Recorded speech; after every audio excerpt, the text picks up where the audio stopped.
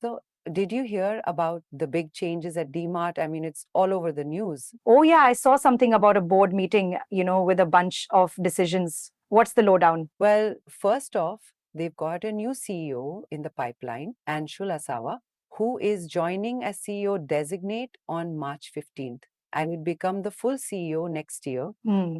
That's a pretty big deal. A succession plan, like passing the torch. I guess Ignatius now will know his term is ending, right? Exactly. His term as managing director wraps up at the end of January 2026, and then Asawa will take over, subject to shareholder approval, of course. Right, that makes sense. So, who is this Asawa guy anyway? Because I've never heard of him. Well, he's apparently an IIT and IIM alumnus with 30 years at Unilever. So he's got experience like a seasoned pro in the consumer goods space. 30 years? That's a long stint. It's like someone who's seen it all. I mean, he must be bringing a lot of knowledge to the table. Seems so. He's held leadership roles in India, Asia, and Europe. So it's not just local experience, but global too. Okay, so a new CEO, that's interesting. What else did they decide at this meeting? Because that document looked pretty dense. There's some changes in senior management too, specifically for the pharma, business, and the center of excellence. Ah, so they are shuffling things around a bit, like rearranging the chess pieces. Who's taking on those new roles? Hitesh Shah is becoming head of pharma. He's been with DMart since 2007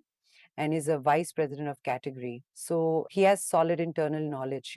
Okay, so it's someone already within the company. It makes sense to promote from within, I guess. And Rajiv Chandrasekaran, who was a general manager, is now head of the Center of Excellence. So he's overseeing the process audit function. A center of excellence sounds fancy. So he's focusing on making the company more efficient. Yeah, looks like it. He's been with DMart for a while and worked on the supply chain. So that makes sense. And what about this Ashutosh Thar? I mean, his role is changing too, isn't it? Yes, he's now head of loss prevention, but he's not considered senior management anymore. It's a change in his reporting structure. It's like he's moving to a different department. Hmm. A bit of a demotion then, or just a lateral move? Like when you change your desk in the office. It's hard to say for sure. They don't really spell out all of the details, but those are the key personnel moves. Okay, so new CEO, some changes in senior management. Anything else of significance from that meeting? Oh, yeah, they also released their financial results, the unaudited standalone and consolidated statements for the quarter and 9 months ended December 31st, 2024. Ah, okay, the numbers game. So, how did they perform? I mean, are they hitting it out of the park or is it just a regular quarter? Well, the standalone revenue from operations was about 15,565 crore rupees for the quarter, and other income was 36.44 crore rupees. Okay, so it is a significant revenue stream. It's like running a small country. And what about the expenses? Are they eating into the profits like usual? Total expenses came to about 14,549 crore rupees, with the purchase of stock in trade being the biggest chunk, over 13,000 crores. Yeah, the cost of goods is always huge for a retail business, like filling a giant shopping cart all the time, right? Right, and employee benefits and depreciation, other expenses,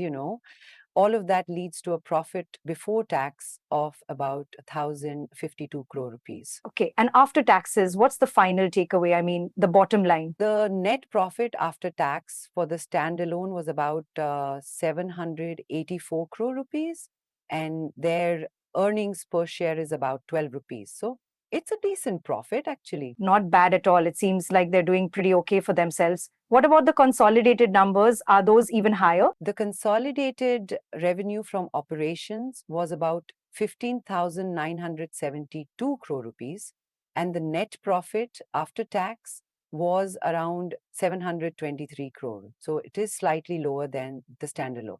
Interesting. So it's like the subsidiaries aren't performing quite as well as the main company. Well, their consolidated results include a few subsidiaries, and some of them are still not reviewed by their own auditors, so that might explain it. Ah, okay. It's like waiting for everyone in the class to finish their exams.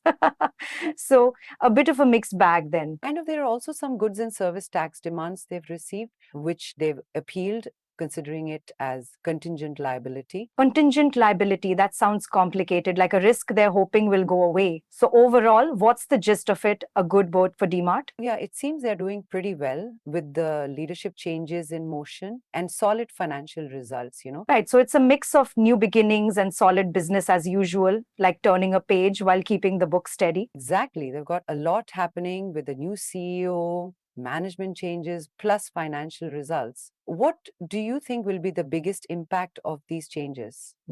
That's a good question. I guess the new CEO's strategy and focus will be the game changer. I wonder what his vision for DMart is, right? Yeah, me too.